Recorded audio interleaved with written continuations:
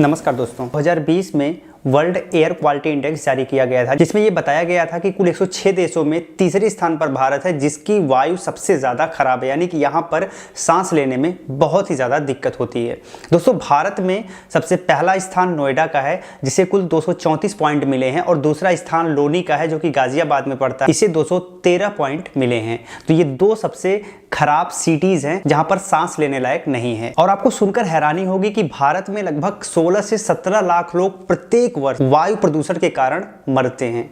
तो दोस्तों, ये बहुत ही भयावह आंकड़ा है। तो गाइस, इन आंकड़ों को देखते हुए एक बात तो बिल्कुल कंफर्म होती है कि वायु प्रदूषण के बारे में हमें जानना चाहिए और इसके बारे में सजग रहने की भी जरूरत है। तो आज के इस वीडियो में हम वायु प्रदूषण के बारे में डिटेल में डिस्कस करेंगे। पूरी वीडियो से लास्ट तक जरूर बने रहिएगा। हे गाइस, आप देख रहे हैं इश्यू बाय अशोक सिंह, और चलिए वीडियो को शुरू करते हैं। तो सबसे पहले समझते हैं कि वायु प्रदूषण होता क्या है। तो वातावरण में जब भी रसायन, सूक्ष्म पदार्थ, जैविक पदार्थ की मात्रा बढ़ने लगती है तो ये वायु प्रदूषण का रूप ले लेती है, और इससे हमारे शरीर को बहुत ज्यादा नुकसान पहुंचता है। इवन हमें सांस लेने में बहुत ज्यादा प्रॉब्लम आने लगती है, और बहुत सारी गैसें ऐसी होती हैं जो पर्यावरण को भी बहुत ज्यादा नुकसान पहुंचाती हैं। अब हम समझ लेते हैं कि क्या क्या रीजन हो सकते हैं इस वायु प्रदूषण के। तो बेसिकली 3 रीजन होते हैं इस वायु प्रदूषण। सबसे पहले रीजन तो हम खुद होते हैं, यानी हम खुद वायु प्रदूषण के लिए उत्तरदायी हैं। और दूसरा रीजन होता है नेचर। तीसरी क्रिया होती है, वो होती है क्रिया प्रतिक्रिया। अब आप देखेंगे कि मनुष्य जो है ना, तमाम तरीके की सुविधाओं से लैस होना चाहता है। इसके लिए वो गाड़ियों का यूज करता है। बहुत सारी फैक्ट्रियां हैं जहां पर कोयले का यूज होता है। बहुत सारी गाड़ियां हैं जिनमें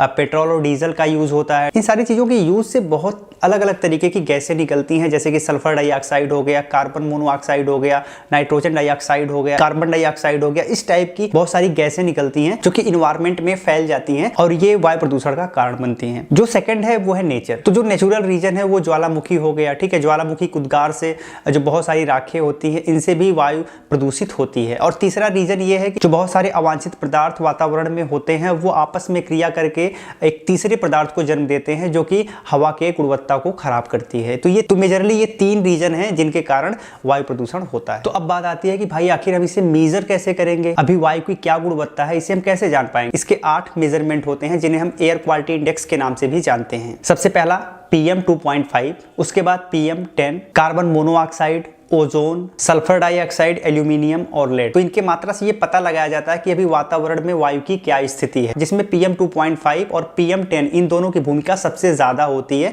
तो ये एक कॉमन फैक्टर है जिनके माध्यम से ही ये मेजर किया जाता है कि अभी की जो वायु है वो कितनी हार्मफुल है, और ये मेजरमेंट माइक्रोग्राम पर क्यूबिक मीटर में किया जाता है। गाइस, किसी चीज के जलने से PM 2.5 का उत्सर्जन बढ़ता है, जबकि धूल कणों में PM 10 पाया जाता है। जैसे किसान खेतों में अपनी पराली जला देते हैं, तो इससे PM 2.5 का उत्सर्जन बढ़ेगा, उसकी मात्रा में वृद्धि होगी। एयर क्वालिटी इंडेक्स डिफाइन करने के लिए बेसिकली 6 स्टेज डिफाइन किए गए, जिसमें सबसे पहले अच्छा, फिर संतोषजनक, फिर थोड़ा प्रदूषित, फिर खराब, फिर बहुत खराब, और लास्ट में गंभीर। अगर आंकड़ा 500 से ऊपर जाता है तो वो गंभीर की श्रेणी में आता है, और आंकड़ा अगर 50 से नीचे होता है तो वो अच्छे के कैटेगरी में माना जाता है। तो अब हम जान लेते हैं एयर पॉल्यूशन से क्या क्या नुकसान होता है। तो गाइस, एयर पॉल्यूशन से पर्यावरण को भी नुकसान होता है, और हम मनुष्यों को भी, जीव जंतुओं को भी नुकसान होता है। तो गाइस, पर्यावरण में जब सल्फर डाइऑक्साइड की मात्रा बढ़ती है तो इससे अम्लीय वर्षा होने लगती है, और जब अम्लीय वर्षा होगी तो मिट्टी की क्वालिटी जो है उससे प्रभावित होती है। साथ ही जो पुरानी इमारतें हैं उनका भी क्षरण होने लगता है। तो ये एक बहुत बड़ा पर्यावरणीय लॉस होता है। इसके अलावा हम मनुष्यों को, जीव जंतुओं को भी तमाम प्रकार की समस्या झेलनी पड़ती है। अगर आप कभी दिल्ली जाएंगे तो वहां पर आपको सांस लेने में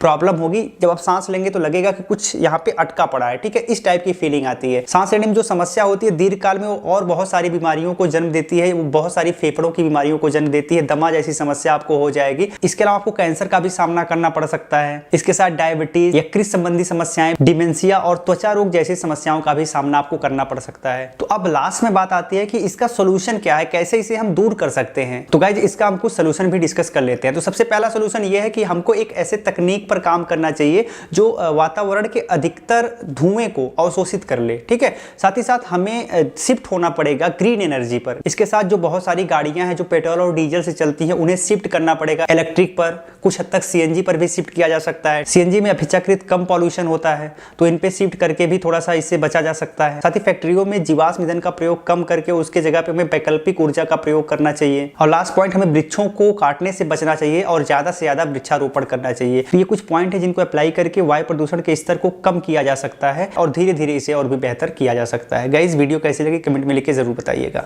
जय हिंद।